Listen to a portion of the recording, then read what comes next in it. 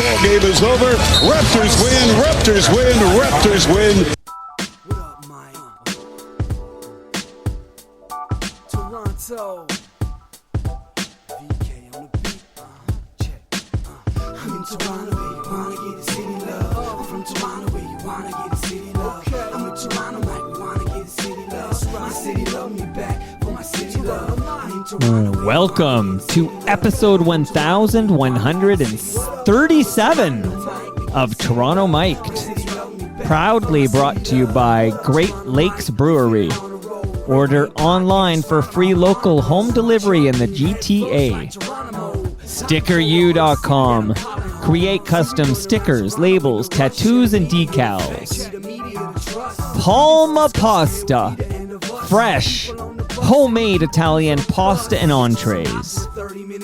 The Yes, We Are Open podcast, a Moneris podcast production. The Advantaged Investor podcast from Raymond James, Canada. RecycleMyElectronics.ca. Committing to our planet's future means properly recycling our electronics of the past. Ridley Funeral Home. Pillars of the community since 1921. And Canna Cabana, the lowest prices on cannabis, guaranteed. Joining me today, making his Toronto Mike debut, is Chuck Swirsky. Welcome to Toronto Mike, Chuck Swirsky. What a pleasure to meet you. Thank you. Thank you. I've heard so many great things about you and your show, so I am definitely fired up. Okay, good. Good. By the way, just yesterday, sitting here in my home studio was Roger Lajoie. He says hello to you. Yes. I'll tell you what, Roger loves, number one, he's so nice, first and foremost. He is a great human being, and he has a handle on Toronto sports better than anyone. Like, you know, you can put him in afternoon drive, evening, overnight, he'll crush it. I told him he's like a utility player, you know, you can plug him in and he'll do a great job. Yes. And it's interesting because here, I'll show you something here. We're on Zoom, so I can show you. This was Scott Metcalf gave me this. Yeah. Now that was pre-Swirsky. Yes, because you were never on 1430. And by the way, I should point out to the podcast listeners, I'm holding up a binder that says the Fan Sports Radio 1430. Chuck, we will talk about your time, obviously, at the Fan, but it's interesting about Roger that he's been there almost exactly 30 years. The station just turned 30 about a couple of months ago. Yeah, how about that? Because I'll tell you what, sports fans everywhere kind of unite, and that base in Toronto is great. But it's also a testimony to Nelson Millman. I think the world of Nelson. I cannot say enough about the impact he made and has made on sports media in Toronto. Another good guy who's, made the trip here. Now here, Chuck, we are going to get to that. I'm going to try to keep it a little chronological, but I want to just read some notes that came in. When I announced Chuck Swirsky was making his Toronto Mike debut, the notes that came in from fans of yours and FOTMs, that means friends of Toronto Mike. You, Chuck, are now an FOTM, so welcome to the club. Thank you. You're an esteemed company with Leo Roudens and Jack Armstrong and all. Oh, yeah. Eric Smith, all the greats are there. Okay, so I'll read them just to, make you feel good on a Tuesday morning. Craig M. writes in, big fan of Chuck. Wish there were more people like him in the world. The world would be a better place. Make certain he brings you cookies. Can you That's true. Courier them? Tell me, where are my cookies, Chuck? Well, the cookies are probably on hold. I have not made cookies in a while. Oh. That story beyond the cookies is that actually it started way back in the day. My kids were small. They were growing up in Burlington, just outside of Toronto, as you know. Sure. And they would make cookies for the players. And so it became a tradition. Every road trip, Mike, I mean, the players expected chocolate chip cookies. And it just morphed into one season after another season after another season, to the point where my main man, Chris Bosh, loved those cookies. And when the Bulls were actually trying to recruit Bosh, when he became a free agent, leaving the Raptors, ultimately signing with the Heat, as we know. Right. But I went to Dallas as an employee of the Bulls because of my connection with Chris. And part of the recruiting package was my daughter's cookies. Wow. Now, unfortunately, there's not a happy ending there, because that story needs the ending to be, Chris Bosh chooses Chicago. I think he did all right for himself. Hall of Fame player, won rings. Yes. And I love the guy. He is like world class. Would you say, and now this, I'm putting you on the spot here, but who is the greatest player, when your time with the Raptors I'm speaking about, who is the best Raptor that you called on the air? That I called? Yeah. Vincent Lamar Carter. Vincent Lamar Carter, Air Canada Carter, Vinsanity. Yeah. And, before he started, those injuries started to mount. And then, of course, he had a falling out with the front office. But that window, when he first came on the scene as a rookie in the 98, really 99 season, because there was a lockout and we didn't start play until February of that season. But I mean, every night, Toronto Mike, every night, it was not only a dunk marathon, because it would start from the opening tip to the last, second of a game. But I mean, like, he left such an impact on Toronto in the sporting scene, and he made basketball. I mean, the Maple Leafs were kind of, I'll never say they were an afterthought, because hockey will never, ever, ever, ever be. So I don't want to embellish this, but he put the Raptors on the front page. Without a doubt. And I think I read 23 Canadians were on opening day NBA rosters this season, something like that. And you can draw, a line to Vincent Lamar Carter. Yes, you can, because he planted the seed. I think when we started in 98, 99, I know there was Bill Wennington from Montreal, and I'm trying to think, there was maybe one other Canadian, maybe Steve Nash from Victoria, but he moved there as a young child. But the growth of basketball in the country has been felt year after year, and it's not going anywhere. I mean, the generation of young people, both girls and boys, playing the sport, it warms my heart. I'll tell you what, of all the things that I can tell you, and I appreciate your invitation, and I hope your viewers and listeners understand what I'm about to say.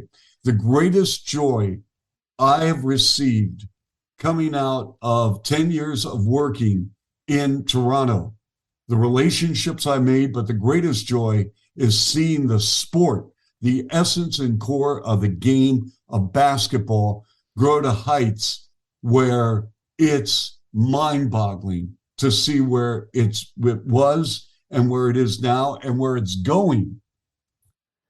Oh my goodness. Not only are there now Canadians in the NBA, dozens, but we can go first overall in NBA drafts. I have Leo Roudens over here pretty regularly. He's been over a few times. And we always talk, Leo, first round Canadian to go in the first round. That's no longer news, my friend. Yeah, how about that? I mean, Leo, I saw Leo play in college, and he was an outstanding, great player. Had he not sustained that knee injury, I think he would have played a decade in the NBA, because he knew how to play. He knew the fundamentals of the game. He was a team player first and foremost. But I mean, if Syracuse needed to hoop, they were going to Leo Routens. Right. And the thing is, everyone in the arena knew he was getting the rock. And, he could create off the dribble. He could shoot. He had the entire scope of the game. But, Toronto Mike, here's the thing. The young girls and young women that are playing the game of basketball in Canada now, and not only that, but then going into coaching, going into broadcasting, it's fabulous. And I love it. And I've been away from the city for 15 years. It's hard to believe. Seems like yesterday I left, and it was the hardest decision. I write about it in my book, Always a Pleasure. The toughest professional decision I've ever made was walking into Tom Anselmi, the VP of the MLSE, and saying, hey, I got a job offer. You know, there are a lot of moving parts. I think I'm going to take this job because I wanted to, you know, when I became a Canadian citizen, I thought I was going to be there forever until they wheeled me out. And as it turns out, I'm in Chicago. Everything works out a whole bit. But I mean, to see young girls, women, you know, ladies go into sports, you know, whether it's broadcasting, marketing, branding, public relations, you know, from the legal standpoint, running a show, HR, all these departments of significance, Toronto, Mike, of significance, not just, well, we have a minority, or, hey, well, we have a woman, and so we're going to put her. No, MLSE, along with, I will say this, the Chicago Bulls and the NBA, they said, listen, you know what? This door has been closed for a very long time. We need to not only open it, we need to tear it off the hinges and say, you know what? We are here to help. We are here to invite you in. And that's why I am so excited about what's transformed in Canada. Love it, love it. Look, we're off to a roaring start here. This is as awesome as I hoped it would be. Quick note on the Canadians in the NBA. We were so desperate to claim, yeah, you mentioned Steve Nash and Bill Wennington, but we were so desperate to claim Canadians. We were touting, you know, Rick Fox as a Canadian, and I'm pretty sure he left this country when he was 2 years old. Yeah, he was from, was he from Jamaica? Yeah. But he grew up in Indiana, Warsaw, Indiana. Right. So thank you for that. Yep. Rick Fox. We don't need the Rick Foxes anymore. We have our own. Well, you know, we had Jamal McGlure later. Oh, of course, yeah. And he was a fabulous player at Kentucky. In fact, he made the All-Star team one season, I believe, with New Orleans when he spent some time there. But, I mean, to see where we're at, I'll tell you what was great, to go full circle. Sure. Tristan Thompson played for the Bulls last year. And I remember Tristan Thompson as an 8-year-old playing against my son in a travel team. So you had Kelly Olynyk, now of Utah. Yep. You had Tristan Thompson, Corey Joseph. You had Steph and Seth Curry. My son played against them. And so Tristan winds up as a player for the Chicago Bulls. Right. And I mean, he would watch, you know, Raptor ball, and he would watch Vincent Lamar Carter, and he got hooked. I mean, and so to the point now where still some of these young Canadian players entering the NBA, I've been removed. I mean, when they're 20 years old, 21 years old, you know, I left when they were 5 or 6. So they really don't remember my broadcasting or my style or whatever. But some of the Canadians do. And I'll tell you what, every time I see them, they say, get out the salami and cheese, Chuck. I was hoping you'd do that. That's true. And it, you know, in that whole scene you're talking about, it's amazing to those names, you know, Seth Curry, and just amazing, Steph Curry.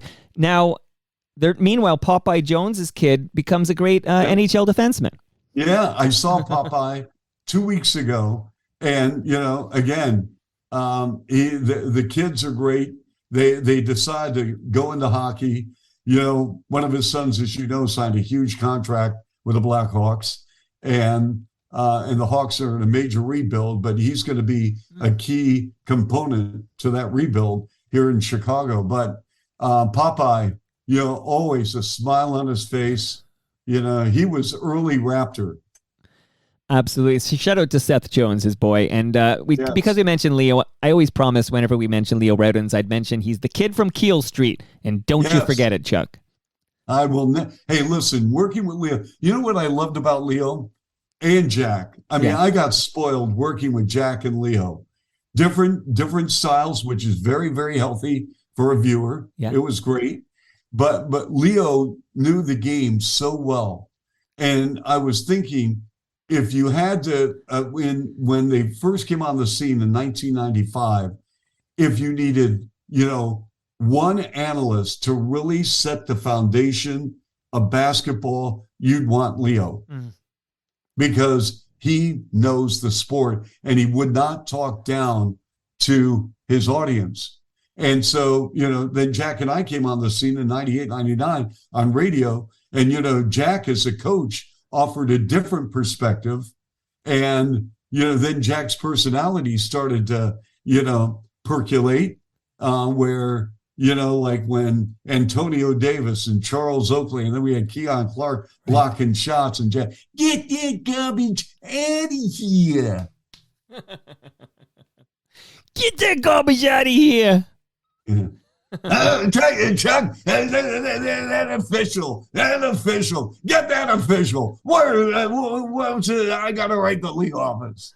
Oh, man. Oh, by the way, do you have a pint? It's true because when I interviewed Jack Armstrong, he gets when you come in person here, Chuck, you get a 6-pack of fresh beer from Great Lakes Brewery. But he actually we finished recording. He goes, "Here, could you drop another 6-pack off at my hotel?" And he gives me, leave it at the desk for me. So that was Jack Armstrong loving his GLB. So you want to hear great Jack Armstrong? Of course. Okay, Toronto Mike. Here's one for your audience. So this is our first season together, and it was a truncated schedule. We played 50 games in like 90-something days. So we're in San Antonio, Texas, and the game's over, and we're spending the night in San Antonio in the middle of a road trip. So Jack says, "Come on, Chuck, we're going out." Now, one thing is that, here's my world on the road. Mm-hmm. I go to the game, I come back, I order a sandwich, I start working on notes. That's my world, okay? Right. It's not that I don't enjoy company, but I'm programmed into this routine. Right. That's how I'm wired. But I'm new, I'm trying to get to know Jack, and we go out. And so now it's about 11 o'clock, 11:30. And Jack, we go into this Irish pub on the Riverwalk, Toronto Mike, in San Antonio. And so Jack orders a pint, and we see a couple of our players walk in. And so there's a guy at the piano. And now the bar is ready to close. Now it's like 1 a.m. Mm-hmm. And so Jack, being Jack, and we all love Jack, tells the guy playing the piano, "You've got the rest of the night off. Just take it off. I've got this." And so Jack is at the piano singing "Oh Danny Boy." Of course. And now the people in the bar are singing along. And our players are looking at Jack like, "What the heck?" And, "Oh Danny Boy." The pipes are calling. Yes. And I mean, I started to get emotional. I mean, here, and Jack was singing from the heart. And so, I mean, Jack, I love Jack. We've remained very close friends. He's an icon. You know what they really should do? Uh-huh. And this would go for Leo and Paul Jones and Eric and right. Jack. They should have some type of wing. And Matt, by the way, they should have some type of wing at the Scotia Bank Arena to honor them because they, the connection they have with the fan base in Toronto is awesome. Well, you've been very, you're a big part of this, Chuck, but we've been very blessed in this market in terms of the personnel covering our Toronto Raptors since 1995. It's yep. Top shelf. It's been fantastic. Yes, no doubt. I mean, because, especially the fact that from an infancy standpoint, we're not talking about a franchise that's 50 years old. I mean, it's not like they're pups anymore. I mean, this is a mature franchise, one of the best franchises in the NBA. I'll tell you what, Larry and Judy Tannenbaum, let me tell you what, Toronto Mike. Yep. If they called me up at 1 a.m. and said, "I need a favor," I'm flying to Toronto within seconds because that's what I think of them. I love them as human beings. I mean, forget about the X's and O's of business and management, ownership, and all that stuff. I mean, Larry has an impeccable reputation of doing the right thing, and he cares about human beings, and he treats employees with like a ton of respect and sincerity, no matter, Toronto Mike, no matter, your position. I don't care if you're a seasonal employee or if you work in the upper tier of MLSE, he treats everyone the same. And Judy, with her heart for charity and her heart for people, unparalleled. And I love them to death. I love them. I take the sword for them. But this is the foundation of what this franchise is all about. I wear T-shirts older than the Toronto Raptors. That's all you need to know, Chuck. Yes, I do. Yes. Tell me about your T-shirt collection. Well, I have a Pearl Jam. Well, the one that my daughter once told me, I have a lot of T-shirts, I should point out, like dozens and dozens and dozens. And my daughter once told me, she's 18 now, she's living in Montreal, going to McGill. And she told me, Dad, my favorite shirt you wear is that Yield shirt. And I got that from a Pearl Jam show in 98. So that's a little bit younger than the Raptors, but not much younger. But I do wear some T-shirts from the 90s. Nice. Full circle. I'm from Seattle. Pearl Jam. There you go. That's grunge, baby. Woo! Hey, listen, I grew up with Nancy Wilson from Heart.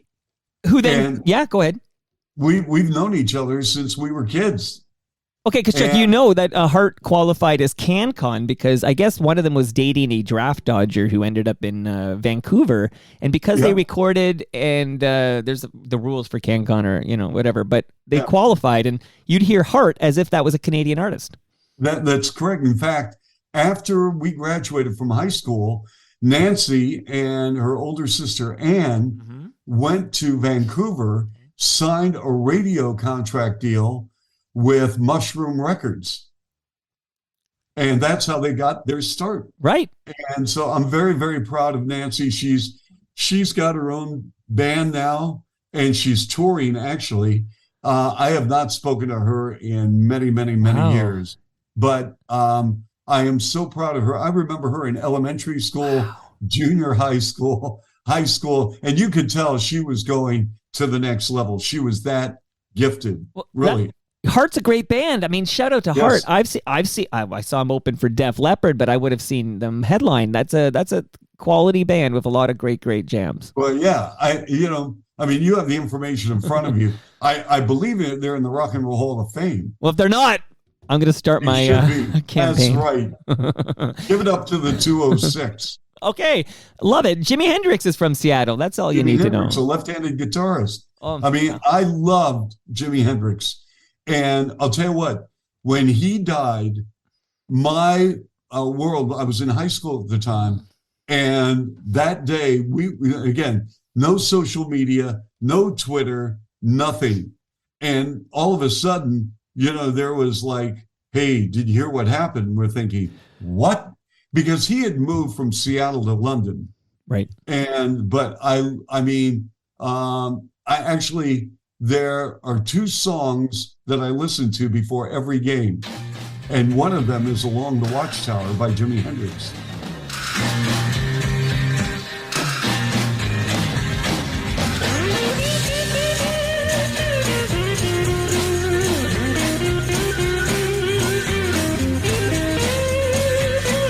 There must be some kind of way out of here.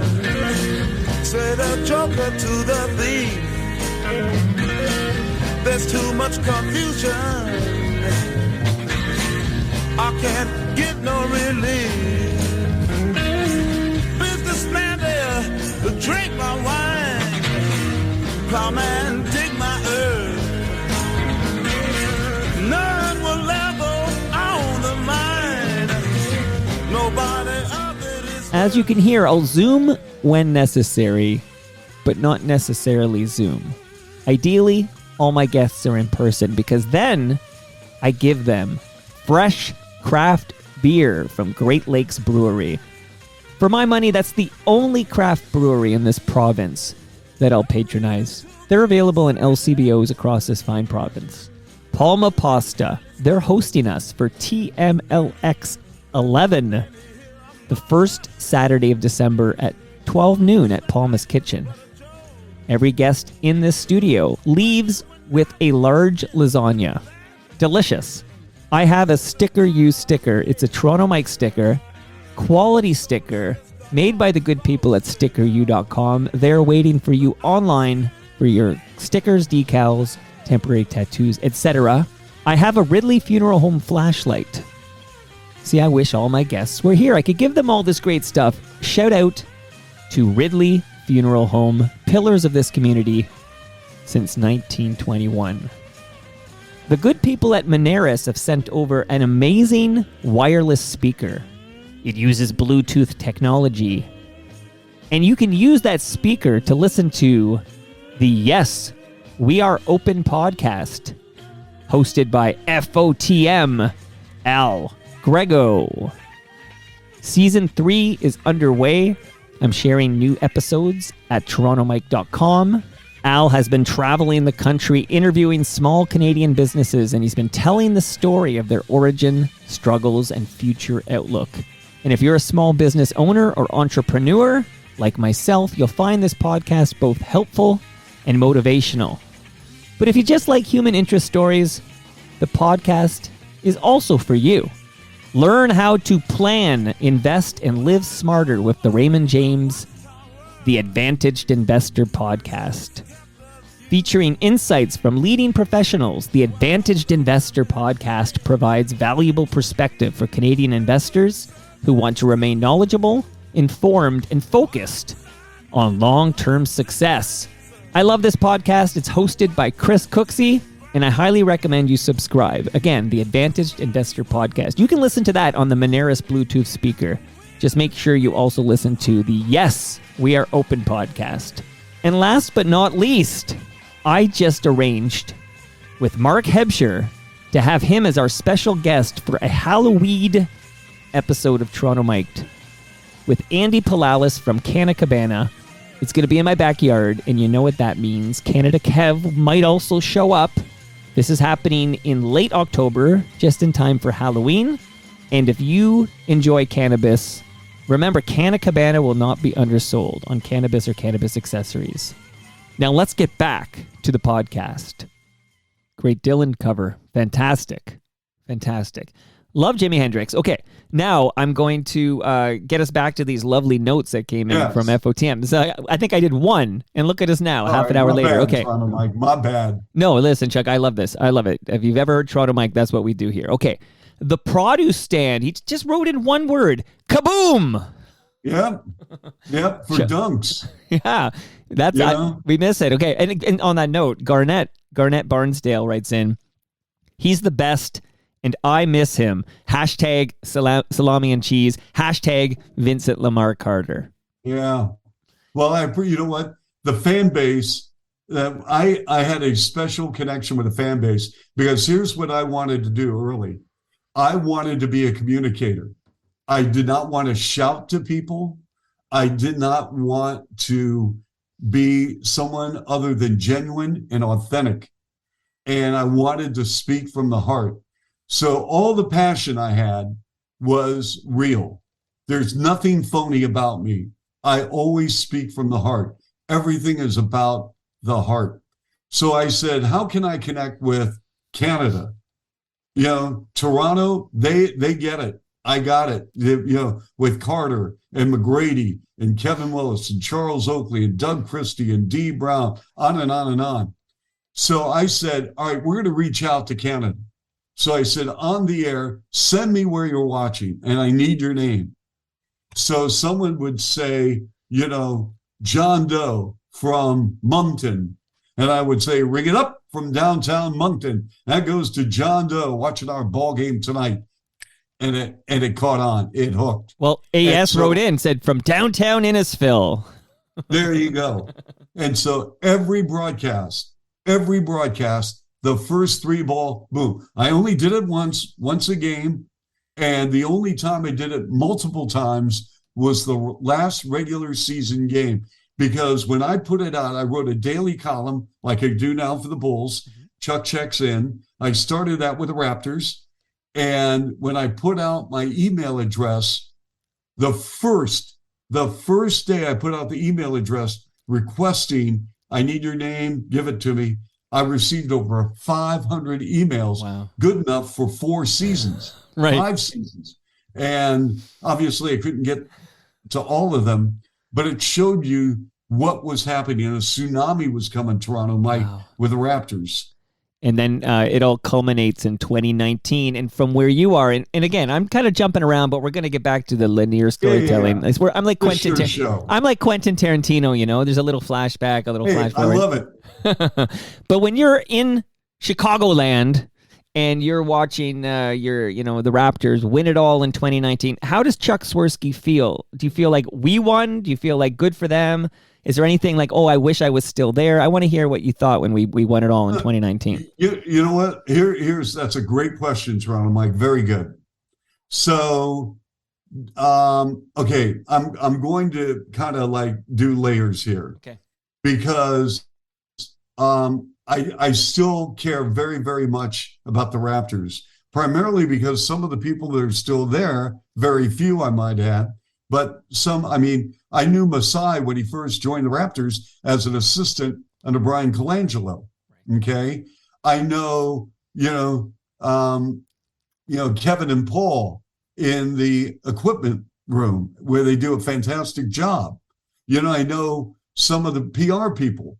And so all these, and of course I know the broadcasters who were there when I was there, but I was so thrilled for Larry and Judy Tannenbaum. Of all the people, I wanted Larry to raise the Larry O'Brien trophy and hold it and embrace it. And so I was thrilled for that. Now, as a broadcaster, if you ask 30 NBA announcers, or actually 60, radio and TV, they will tell you one of the greatest joys is taking advantage of an organization when you're winning, because that means people are locked in, they're watching, games are more exciting, the broadcaster becomes a sense of fiber of what's going on.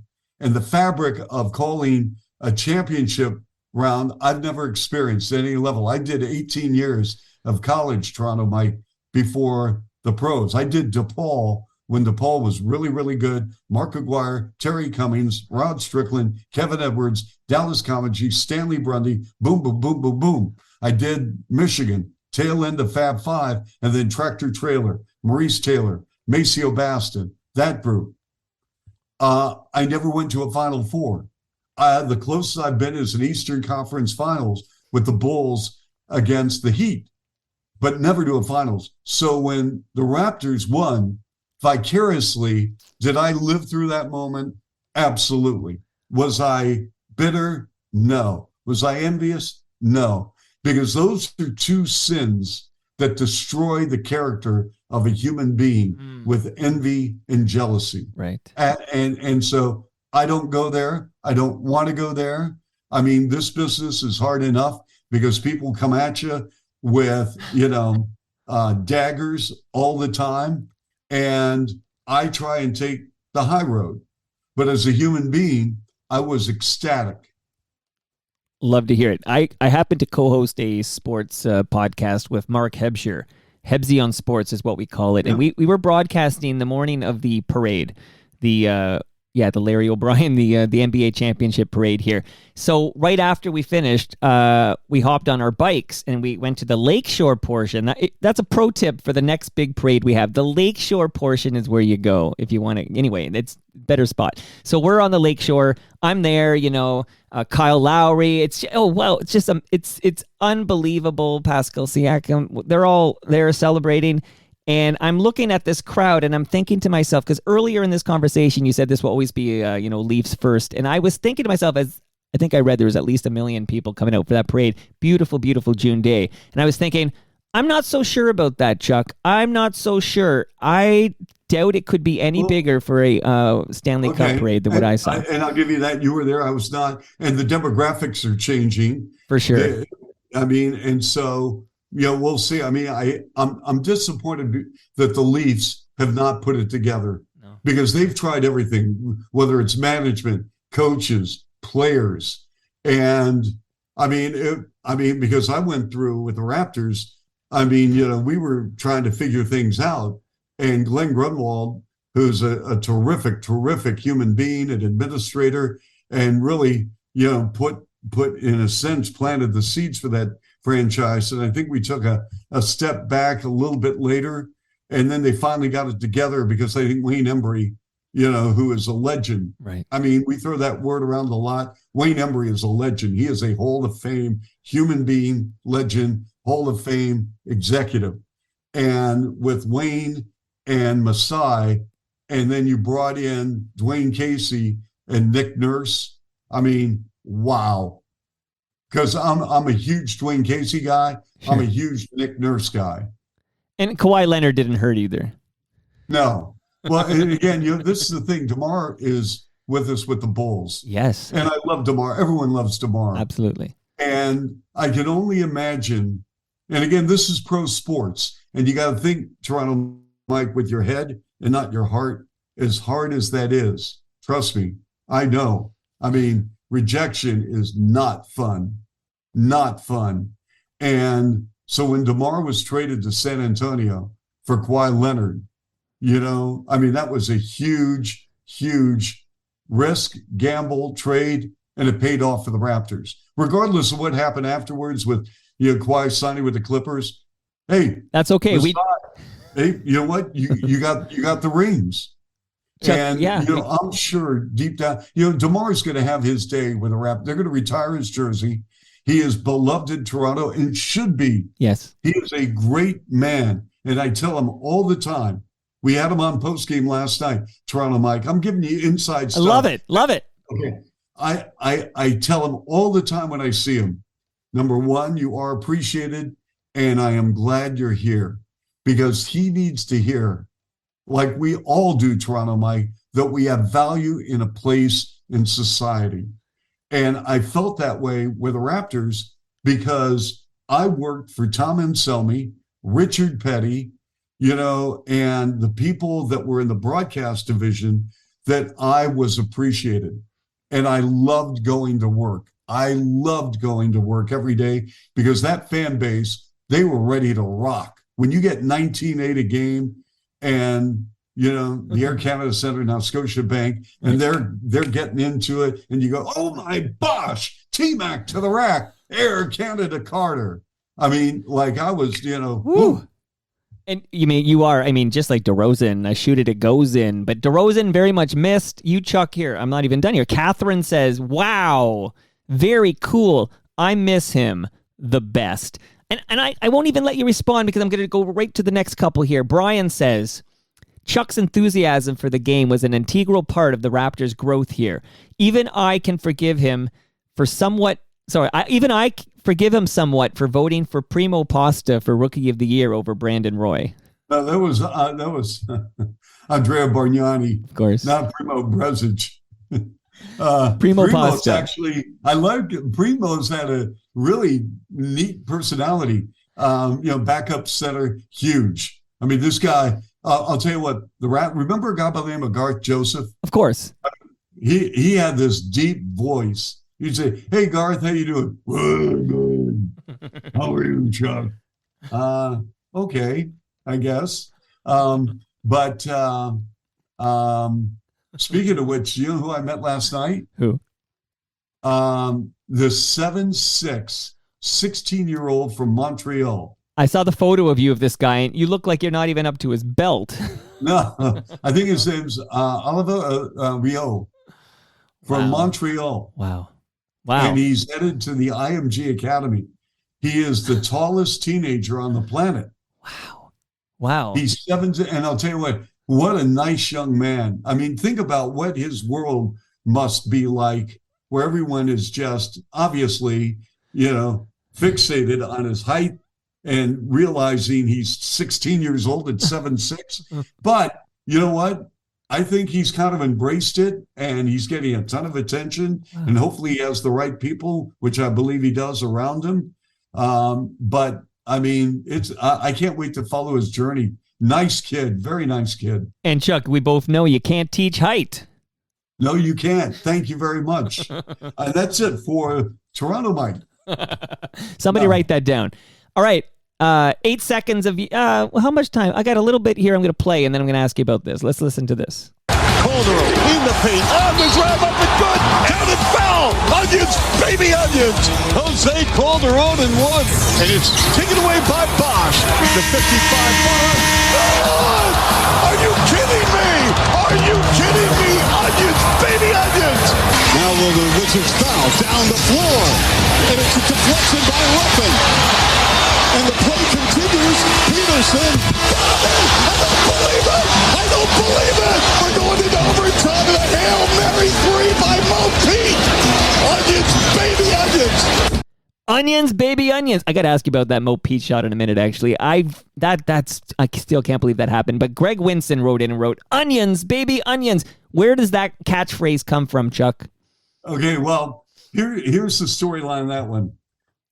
Bill Raftery, a broadcaster, former coach, came out with onions on his network. But I first heard onions by Ray Meyer, my former analyst, Hall of Fame coach with DePaul. He was my analyst. And one day we're talking off the air, and he said, that guy has big onions.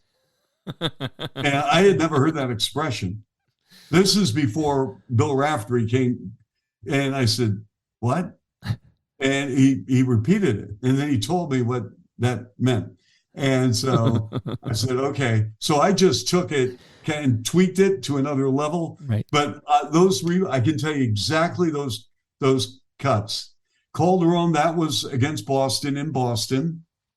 And you can look at it in video. I believe that was Calderon on a drive to the rim against the Celtics. The Bosch 55-footer, I believe, was against the Nets. And, of course, the Wizards game with Mo Pete. Oh, yeah. So let's talk. So I should just point out, I'm looking for the audio. See, I remember everything those 10 years. That's amazing. So that's a TSN, like top 10 catchphrases of Chuck Swirsky or something. So there's like a TSN sports desk thing I took there. Although I don't think it's been sports desk in many years, but I guess I'm aging myself there. But that play where the game's over and then Mo Pete, the deflection, and he kind of he gets off the three and it goes into forced overtime. You could watch that 100 times in a row, and it's shocking and amazing that play happened. Like, what was it like when you're witnessing the Mo Pete 3 to tie things up?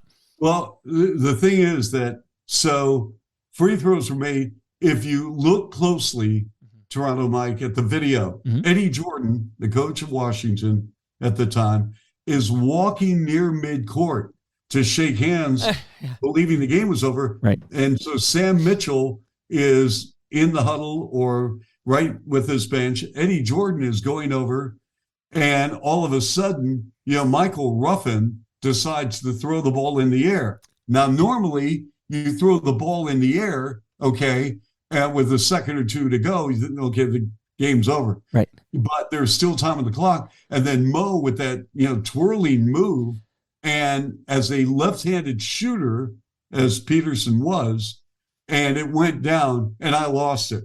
I mean, I flat out lost it. And it was a Friday night, and I will never forget it. And we went into overtime, and it was one of the craziest, strangest games I will ever call. I mean, the Kobe 81 game, without a doubt, is the single most impactful, significant contest I've ever broadcast in any sport, because of the magnitude of it. And now with his passing, a tragedy, that has come into, even magnified more. Wow. I heard you say in that clip, are you kidding me? Colin Kennedy just wrote in when he heard Chuck Swirsky was coming on Toronto Mike. He just wrote in with an, are you kidding me? And, these catchphrases, Chuck, I mean, I'm thinking, Jack's got his too, like, hello, get that garbage out of here, whatever. But you've got the number of catchphrases you left when you went back home to Chicagoland, that went back to Chicago. Wow. Like, I have another one I'm going to play here just to drain my swamp here. Let's talk about this one right here. Parker, layup, turn it, foul. You can get out the salami and change, mama. This ball game is over. Raptors win! Raptors win! Get out the salami and cheese, mama! This ball game is over. Salami and cheese, Chuck. Where does that come from, buddy? Okay, so I get a letter from a fan. Now, again, actually like a letter, really a letter, which is awesome. Yeah. Handwritten, saying, listen, I'm really into the broadcast, love your passion, love the enthusiasm. And he was, but I'm watching the game in my little man cave. I'm starting to get hungry. And like, when the game's over, because I just want to make a sandwich. And by the way, you know what? I love salami and cheese. I'm reading the what? So I said, okay. So a couple days later, Raptors are up by like 8 points with about 32 seconds to go. And out of nowhere, I remembered the letter. And so I said, get out the salami and cheese, mama. This ball game is over. Woo. Well, in the production truck, Dan Gladman, the producer, Chuck. Now, again, the audience can't hear this. He's talking to me in the headset. Chuck, what was that? And I hit the mute button to talk back. I said, I'll tell you later. Okay, I just want to make sure you're okay, right? You are okay. So the game ends, and again, this is in an age where social media is now starting to mushroom here. And so the next day, like, people called the switchboard at MLSE, and they're saying, oh man, the salami and cheese. And the next thing I know, Pizza is doing endorsements. We have T-shirts, salami. The players, the reserve players, I'm not making any of this up. Right. The reserve players on the Raptors at the time, when we did this, would enter the game with like a minute to go, and the Raptors are winning. They would come in, they said, hey, have you called the salami and cheese? And so it went viral. Man, that was probably the go-to phrase when I said Chuck Swirsky was coming on, was people telling me to get out the salami and cheese, mama. Love it. Now, Phil writes in, and I think you've got the message by now. Phil writes in, tell him we miss him here in Toronto. Chuck, please tell me you've got the message. You are very much missed in Toronto. Well, thank you. And as much as that is from the heart, I can tell you, I miss Toronto. I miss Canada. It's great. I mean, the people with the Bulls are fantastic. Very similar to the Raptors. Great ownership, great management. I work with Bill Wennington, a Canadian. And so we got two Canadians doing Bulls ball, And right. so... Because lest we forget, you are a Canadian citizen. Yes, and I'm very proud of it. I am very proud of it.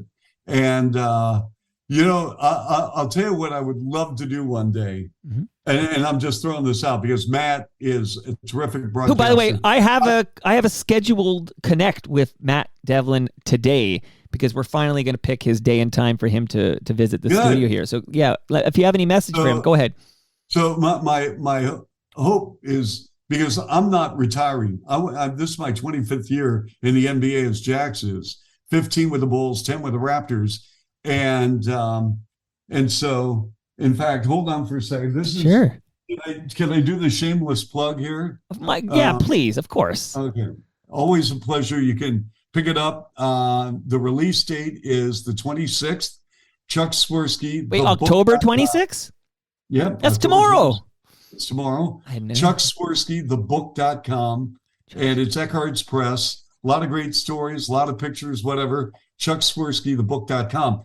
So one of my hopes is Matt can come over on the radio side for the Bulls for a quarter, and I can join Jack for a quarter to reminisce. I would love that. Of course, we can make that happen. Well, I don't know if we're going to make it happen or not, but I'm not ready to retire. So when the time comes, years down the road, maybe we can do that. But I'll tell you what,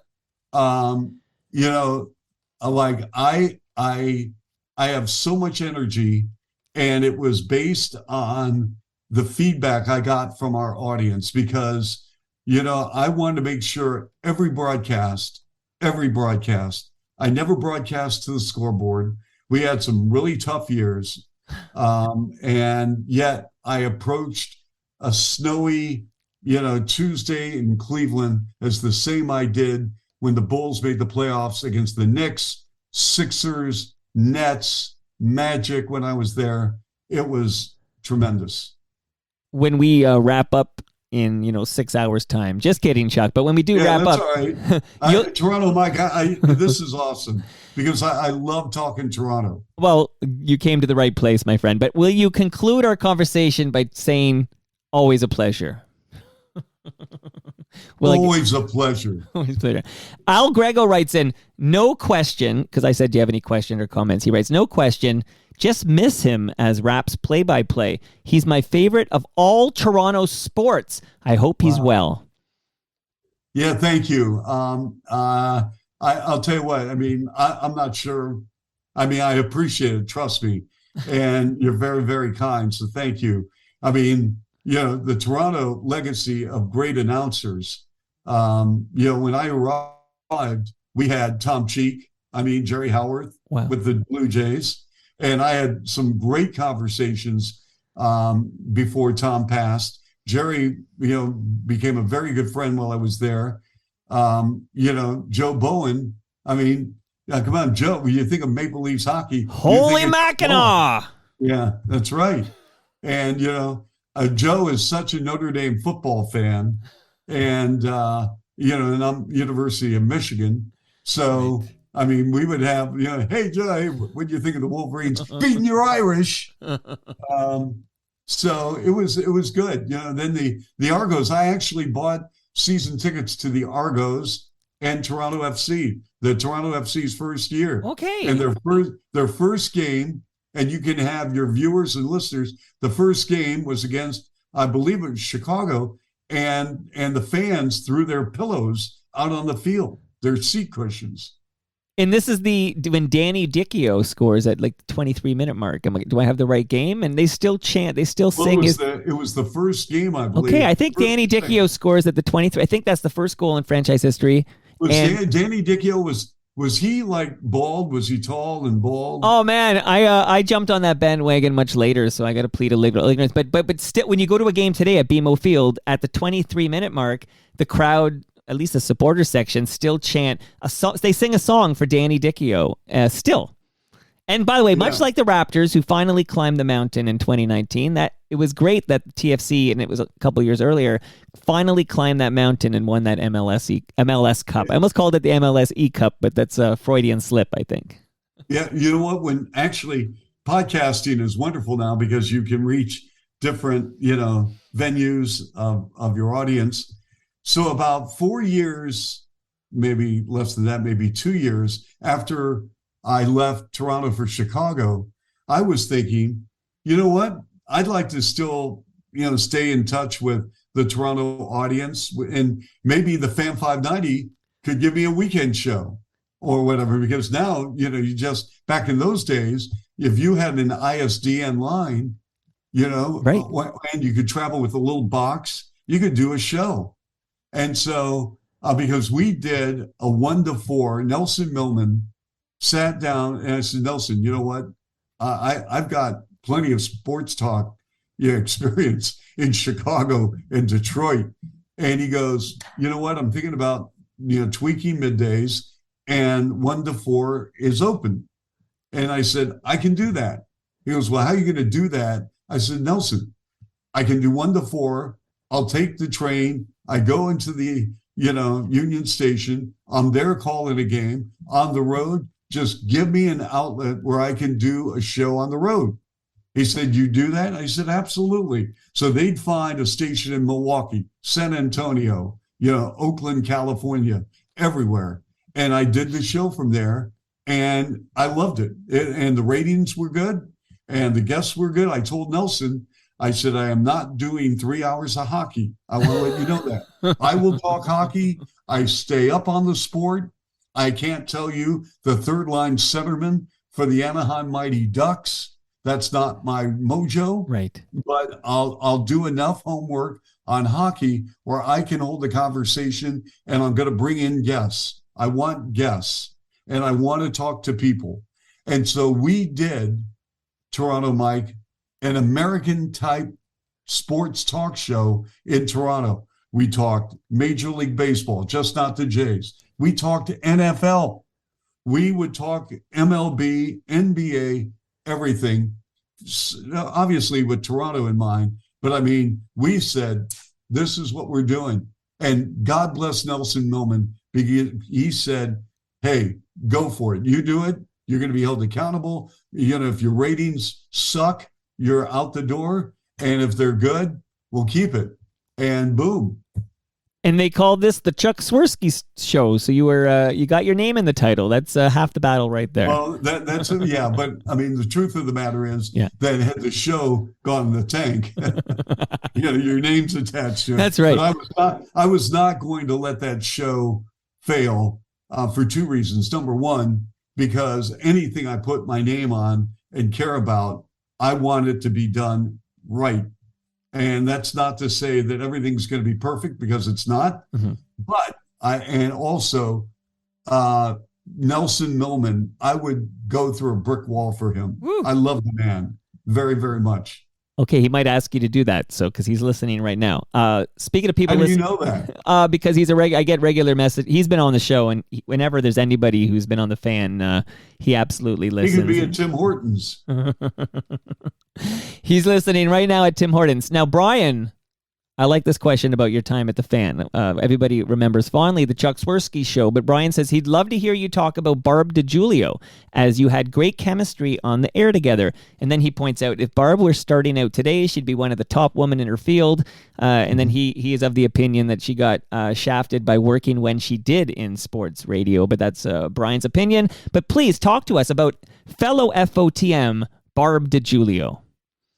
Well, you know what, Barb was way ahead of her time. I mean, I think she was and is a very gifted communicator. And one thing that Barb did with the show, because sometimes sports can get really intense with X's and O's and all that, and Barb brought a different flavor and chapter and feel to that segment, which I appreciated. I mean, she had a very young family and would talk about her family, so our listening audience could really relate to what she was going through. And in turn, like it was really a breath of fresh air. She was very, very good. And, you know, at that point, there were not a lot of women. I think like Kara Graham was on the show from time to time. Kara was awesome, great broadcaster. And Barb, excellent. I'll tell you who I think, in addition to those women who are very, very skilled and awesome, was Jody Vance. Mm-hmm. And Jody was, again, way ahead of her time before women became featured for being not just a woman, but because they know sports, okay? This isn't some talking head. This is a legit, okay, credible individual, and the door needs to be open. You know, I mean, I've got a daughter and I want her the same opportunities as a man based on her skill, her knowledge, everything. Okay. So I think when Barb, Kara, Joy, and others in the Toronto market, Christine Simpson, for example. Yes.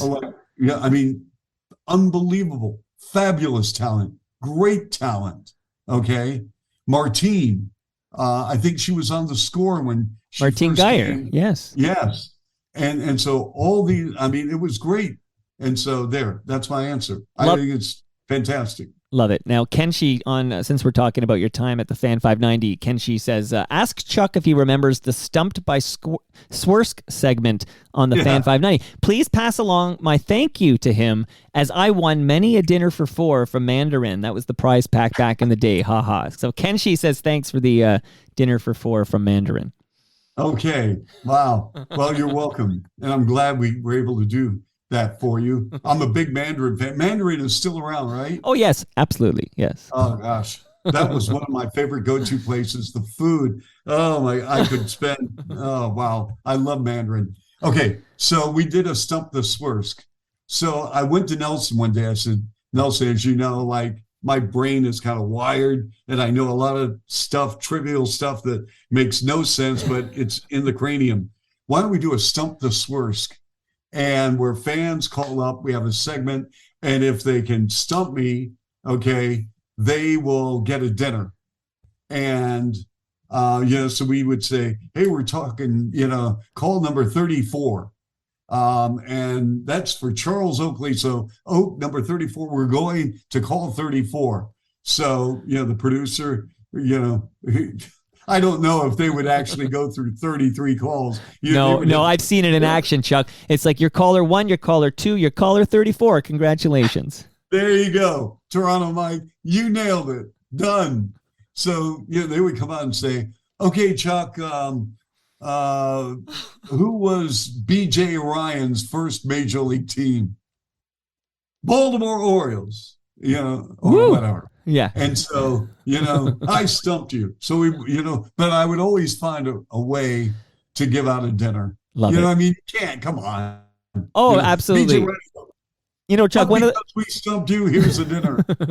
I think I'm all into that spirit because when guests physically come here, like we're zooming it today because you're not here in Toronto, but if you were here, you would leave with a meal from Palma Pasta. Like I literally give everybody a lasagna on their way out the door to enjoy. Well, so it's very nice. We're the Bulls are playing one of these, because the NBA schedule now is a little. They've kind of reconfigured things the last few years. So we have a back-to-back home and home with Toronto coming up in about 10 days. Hey.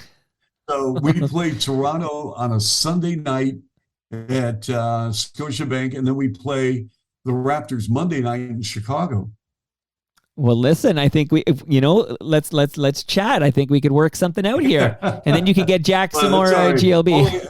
I'm just saying that there was so much fun to that show. I never walked into the Fan 590 and said, oh God, I have to do this Punch show the today. clock. Never. Home or road, I loved it because I love communicating with the audience. Okay, so now we know how you got the gig at the Fan 590, but you were already into your tenure as a play-by-play voice of the Raptors. I haven't got that origin story. So before I have you leave the Raptors, I got to get you to the Raptors. So can you please tell us, how did you get the gig with the Raptors? Okay, so the Raptor job opened, the Kings job opened, Sacramento, and my agent said, hey, you know what? You interested in Toronto? And I was doing the University of Michigan, which in itself, Toronto, Mike, was a franchise. Right. They ran their athletic department like a pro franchise. They're getting 110, 15,000 a game for football. Right. They're selling out Chrysler Arena on the Fab Five and then the next class. I mean, their facilities were better than some NBA facilities. I mean, the Big Ten was, you had Michigan, you had Michigan State, you had Penn State, you had Iowa. Toronto, Mike, we're talking Big Ten. Right. So I interview with Sacramento, and the people were great. And then I interview with Raptors, and excuse me. So I spoke to Nelson Millman. Doug Ackhurst, rest his soul, he was the GM. Nelson was the program director. And I go in, I drive from Detroit to Toronto. The traffic on the 401 was abysmal. I had been to Toronto only once. I called a soccer game, the NASL Soccer Bowl, with the Cosmos and the Chicago Sting. Wow. But I really didn't know the city at all. I grew up in Seattle and would go to Vancouver and Victoria, but not Toronto. Right. So I interview, and there was something with Nelson that just clicked in, just boom. And so I thought we had a good interview. He said, hey, we appreciate it. We're going to interview other candidates. Great, totally get it. Because the way I looked at it, hey, I'm not even sure if I'm offered the job, I'm going to take it because I love the University of Michigan. Our family was happy, everything. So I get a call saying, hey, they want you to come back for a second interview. Second interview, sat down with Nelson, talked things over again. They said, you're in the final two. I didn't ask who the other one was. It's really not important because this is about the connection I have with Nelson, the Raptors. Met people, met Glenn Grunwald with the Raptors. And so I said, okay, well, if it happens, it happens. If it doesn't, it doesn't. Sacramento, never offered me the job, but they were saying, like, where are we at right now? They didn't know I was talking to Toronto. So I found out 2 or 3 days later that, they offered me the job, and I accepted. And that's how I got the job. And there were a lot of candidates. I wasn't sure they were going to hire an American, but I gave my word to Nelson that our family was prepared to move to Toronto, that the kids were going to be enrolled in school in Toronto, wherever we decided to live, and that I would make Toronto a full-time home, and that I would do off-season work for the Fan, doing talk shows, updates, whatever. And that's the truth.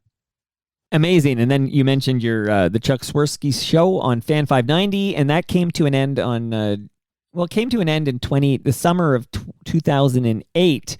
Yeah, when I left. You left. Chicago. Okay, so please, for the definitive record here, because nothing is true until it's said on Toronto Mike. What is the reason you left your life? You were a Canadian citizen. You loved your job of the Raptors. Yeah. Why go back to Chicago? Well, there are a lot of moving parts that I really, would like to have that kept within my heart and soul. Sure. A lot of moving parts. And I decided, okay, this had nothing to do with the city, the country. This had absolutely nothing to do with my work environment. The people that I work with were superb, were great. And this was, a family situation. So, out of the blue, the Bulls called. And, I've known Jerry Reinsdorf now for 43 years, and he's very, very cut from the same cloth as Larry Tannenbaum. Just an incredible human being Jerry is, as well as his son Michael, who now runs the franchise. So we made that decision as a family, and it was extremely hard, very painful to make that choice to leave. And, there were times when I had some moments where darkness entered my world, where I thought, what did I do? But, there's always light, and I try and stay positive on everything, because I think our world can be very abusive and hurtful. And I try and always shed positivity, purpose, passion, perseverance. And that's what I try to include in my book. And so there you go. Well, family first, Chuck. You had me at family. Yep. No, I completely get that. So it's, we miss you, but we get it. And, Maddie D did a great job, filling in for you, and everything worked out, as you said, off the top. Yep. So Chicago, I got a cluster of questions about this. I'm hoping you'll comment on it, but Sure. you went back to Chicago. So, you were familiar with Chicago because you had a professional life in Chicago for many years, right? Yeah. Oh, yeah. I came to Chicago in 79, left in 94 for the University of Michigan. And, during that time, I did pre and post for Cubs baseball, pre, half, and post on the Bears Radio Network, did TV play-by-play for Northwestern football, did radio play-by-play for DePaul, and for the Chicago Sting. I did public address for the Cubs, the Bulls. We did a lot. So you're when you're at WGN, okay, so now I'm going to take you back to, and I know you're good at dates and trivia, so you know exactly where I'm going, but November 22nd, 1987. So we're going back in the time machine. November 22nd, 1987. kind of you can go on YouTube and see this. I almost pulled a clip, but it's kind of creepy. I know it's Halloween, but there's a guy who wore a Max Headroom mask. Yep. And he hijacked a couple of TV signals in Chicago. So, Mike, why are you asking Chuck Swirsky about this? Because he's in Chicago? Yeah, the Max Headroom thing. But I got multiple questions because Brendan wants me to ask you about the Max Headroom incident. Mark wants me to ask you about the Max Headroom incident. And he also wanted to hear about salami and cheese, but we covered that. But the fact is, we don't know who this guy was in the Max Headroom mask, but he did drop your name. Yes, he did. And to this day, I still have no clue, as I think no one really does, how they were able to get and take over, which is kind of dangerous, actually. But how they took over a television station. And so remember, this 1987, there was no social media. There was no internet. There are no phones. There's no nothing. Right. And I am sitting, and this was a Sunday night. I was sitting in my apartment in Chicago, and I start getting phone calls on a landline. Right. And it just kept, telling me, hey, did you just see what happened? No. And then it went on and on. So it was nonstop. I had to take the phone and off the hook. I was getting calls, and I am not exaggerating. Right. It could have gone on for hours. So someone pirated the airwaves, television. They used my name, Chuck Swirsky, freaking liberal, and it's on YouTube. You can watch it. Yeah. I had no idea what happened. And to this day, I don't know what happened. I don't care, because I had nothing to do with it, and I have no idea who did it. And there's worse things to be called. Like, of all the things he's going to call you when he hijacks a broadcast, frickin' liberal is not the worst thing to be called. Yeah. So there you go. And the other thing that caught me off guard, well, so like Saturday Night Live during the Bears with Ditka, with George Wendt, Joe Mantegna, Chris Farley, they had the Swirsky brothers. Yes. And so it was the Bears. So if you go on YouTube and Google the Swirsky brothers Saturday Night Live. So what they did, George Wentz from Chicago. And so he took where my last name was spelled Swirsky, he put Swerski.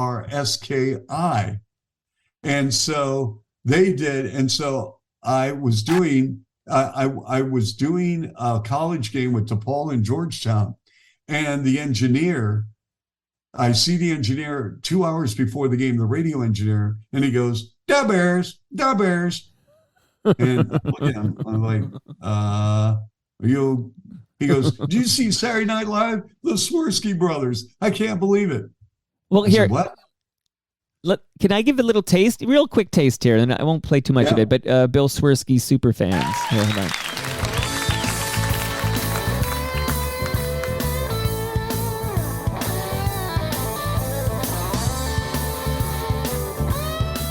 Hello, my friends, and welcome to another edition of Bill Swirsky Superfans.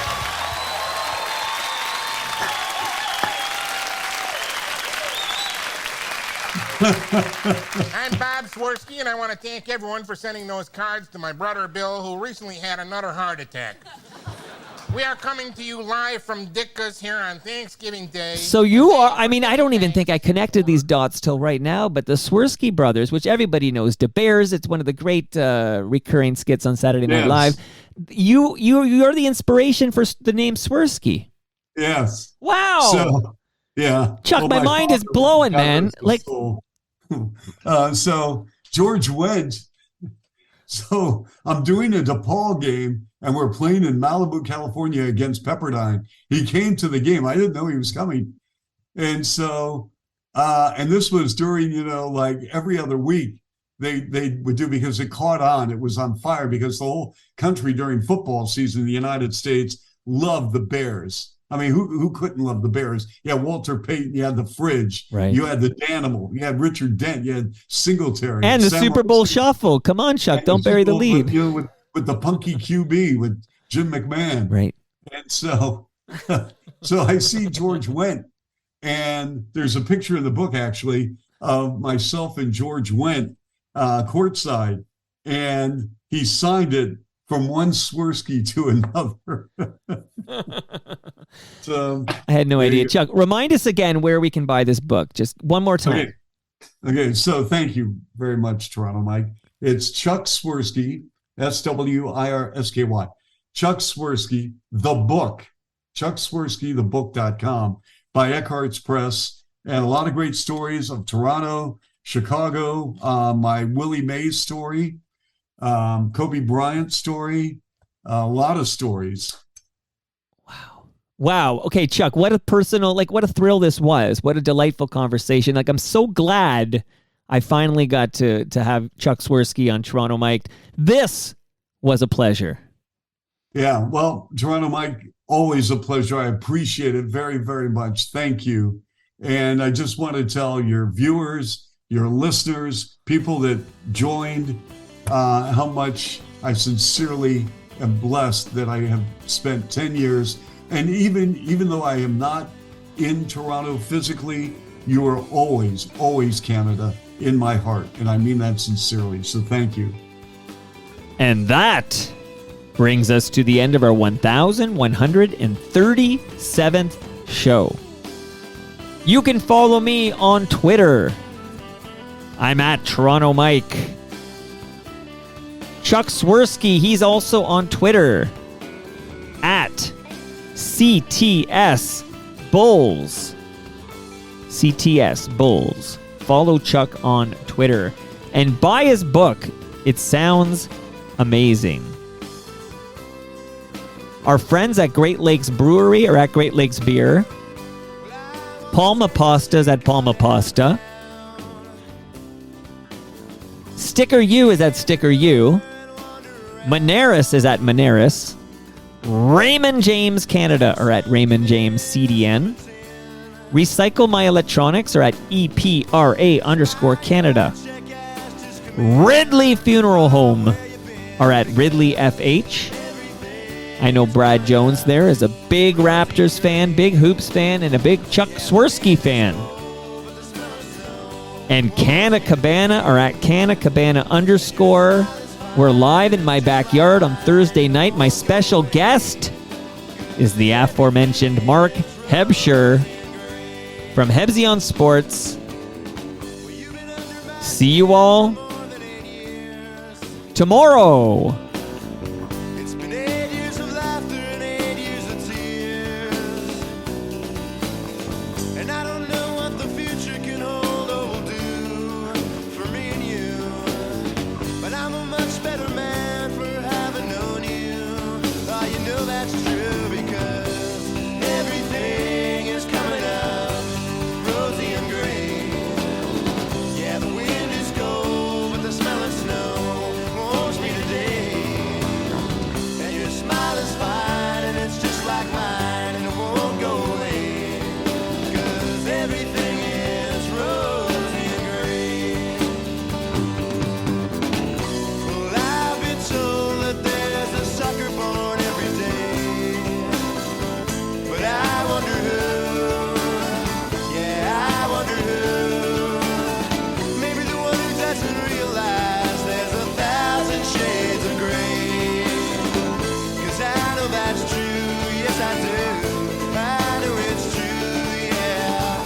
I know it's true. How about you? While they're picking up trash and they're putting down roads. And they're brokering stocks, the class struggle explodes. And I play this guitar just the best that I can. Well, maybe I'm not, and maybe I am. Who gives a damn? Because everything is coming up rosy and green. Yeah, the wind is cold, but the smell of snow warms me today. And your smile is fine, and it's just like mine.